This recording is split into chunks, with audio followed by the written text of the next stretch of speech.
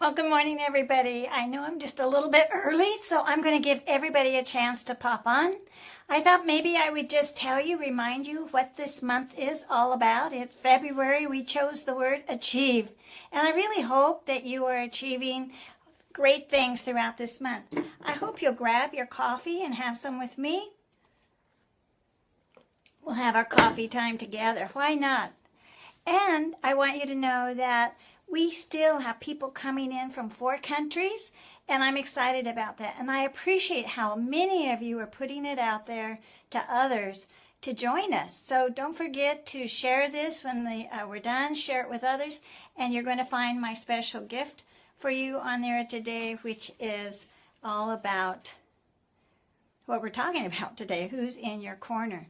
So I see it's 9 o'clock, so I'm going to go ahead and start. So as people pop on, welcome, welcome, welcome. And what we're talking about today is who's in your corner. And I realized we all need somebody in our corner.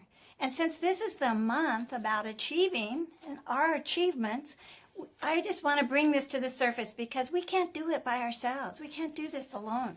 So I just wanted to share with you the whole psychology wrapped around why I am bringing you who's in your corner. And you'll see this wonderful blog I did for you.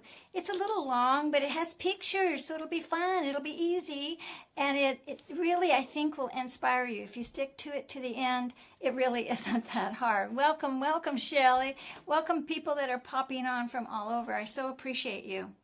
So basically, I call these people that are in our corner our balcony people. And I thought I would just share with you a quick story because we don't have very much time together. But I really want you to have a chance to noodle over this. Yes, good morning, everybody. Good morning to you.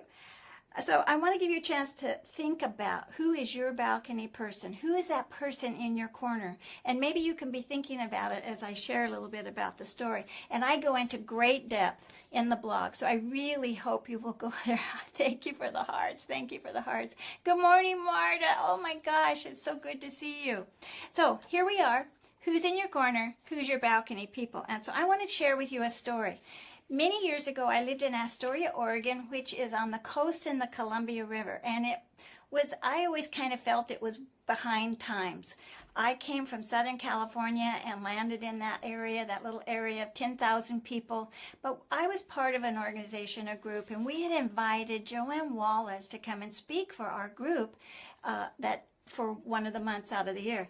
And I happened to be the president, so I was putting this all together, organizing it, orchestrating it. And Joanne was famous. Joanne actually had her own international self-improvement company. She was a model on several catalogs and magazines. She was part of the National Speakers Association, so she spoke all over the United States. So she was so well known. And here we were in Astoria, Oregon, as I said, we felt about 50 years back in time, population of about 10,000 people, and we were about 2 hours from Portland on a rugged road. So anyway, we were kind of out in the boonies. So for about 3 months, we planned what we were going to wear before Joanne came because we wanted to look good for her and we were impressed with her credentials. And so she came, and when she came, I stood up and opened the meeting and greeted everybody, and I was sitting next to her, and they had served lunch after I had stood up. And then when I sat down, pulling myself up to the table incorrectly, I now know, but bloop, bloop, bloop, and I had a white ruffle on the front of my blouse, and it just went right through the red sauce on that chicken cacciatore dish. And now, I was so nervous anyway, and here's Joanne. Joanne's almost 6 foot tall. I'm not even 5'2". And I look at her, and I'm so embarrassed, and I didn't know too much about color then. I do now. I'm considered an expert. But back then, I didn't, but I knew that orange didn't go with pink, and I had on pink. So I looked at her and she said, Claudia, just relax. You're beautiful. Everything's wonderful. Just relax. And she became like the hostess rather than the guest. And I thought, this is a woman I want to be like someday. And after everything was over and she had finished and people had finished speaking to her, she turned and she said, I would like you to have a franchise in my company. Now, she had this self-improvement company. And remember, I'm not even 5'2". And I didn't even think she was talking to me. I looked to see who she was talking to. Who could she possibly be talking to? And I said, me? And she said, yes, you. And I said, no, I'm just a frumpy housewife teaching sewing classes so my kids can have piano lessons and orthodontics. And she said, oh, no, you have far more to give than that. And it was like a light bulb slowly came on. Let me tell you, I did not jump into that space. But Joanne was so generous with her following up. She kept following up, and any of you that are in business know we talk about follow-up. But she continued for about 6 months saying, I really want you to be part of my franchise. So by this time, we had moved to just north of Eugene, Oregon. And I used that as an excuse. I had just moved. And she just was relentless. She wouldn't let it go. She kept saying, Claudia, I will help you. I will train you. You have what it takes. And eventually I said yes, thank goodness, because it changed my life. Good morning, good morning, good morning, Canada. Good morning. Hello, everybody. So she changed my life at that point because, you know what, she reached out and became my balcony person. So I started driving every day for about 6 weeks for training. It took me about an hour, hour and a half to get one way. But I went and she dedicated herself to training me, giving me the skills I needed to move into becoming a leader in that area and having my own franchise. You know, she's my balcony people. If you've read any of my books, you know I have 4 best-selling award-winning books, and if you've read any of them, I always mention Joanne. And in my last book, I did convince her to write a testimony in the front of my book. So that was exciting for me. But Joanne and I have stayed in and out of each other's lives over the years, and she became a mentor to me later on in other areas in my health journey, and so she has been there. But we all have balcony people in our lives. So what I want you to do is I want you to stop right now and think, who's my balcony person? And I believe you're going to have more than one. I bet you're going to have several.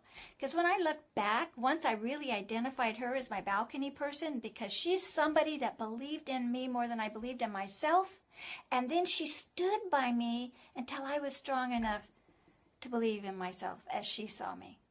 And that set off a whole new world for me. You know, I started off and I had that franchise for a few years, and then I went off to be a trainer for Disney, and other opportunities just kept opening up because Joanne saw something in me I didn't even know was there. Now my job, I feel, is to do that for other people. I want to help you believe in yourself. You can always reach out to me. You know how to get a hold of me at claudiacooley.com, or you can get a hold of me at claudiacooley.com on email and just say, we can use the word balcony person. Let's just use that word this week for the subject line. If you want to reach out and share with me or here on Facebook who your balcony person is, or that you do have balcony people. But now I want you to think, who can you be a balcony person for? Who can you stand in their place and help them become strong and confident until they can step up to the plate? I'm looking at all of these coming in, and I'm so glad to see Debbie here. Jose's here. We saw Shelly. We've seen Nancy Ferrari. All of you wonderful people who also are balcony people. You give in. I watch you giving in to other people all the time. I look at Jose. Jose's on here. I'm just going to shout out for him. He has poured into his son that has blossomed into this wonderful young man with such top-notch skills and confidence and gentle spirit. And, you know, so we all have opportunity to pour into other people. Oh, look at this. Thank you, Jose. You're awesome, too. Andrea, thank you. That's why she loves coaching. Yeah, because we get to pour into people and help them until they're strong again. Or maybe they hadn't had that self-confidence yet. So we just keep helping them do that.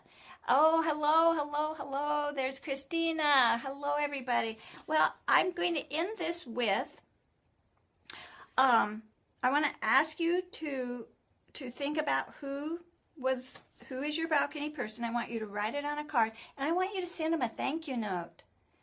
And you know, one of my balcony people isn't living anymore. So I wrote her a note, and I have it still, but I wrote it, I put a stamp on it. So I want to ask you to do that too.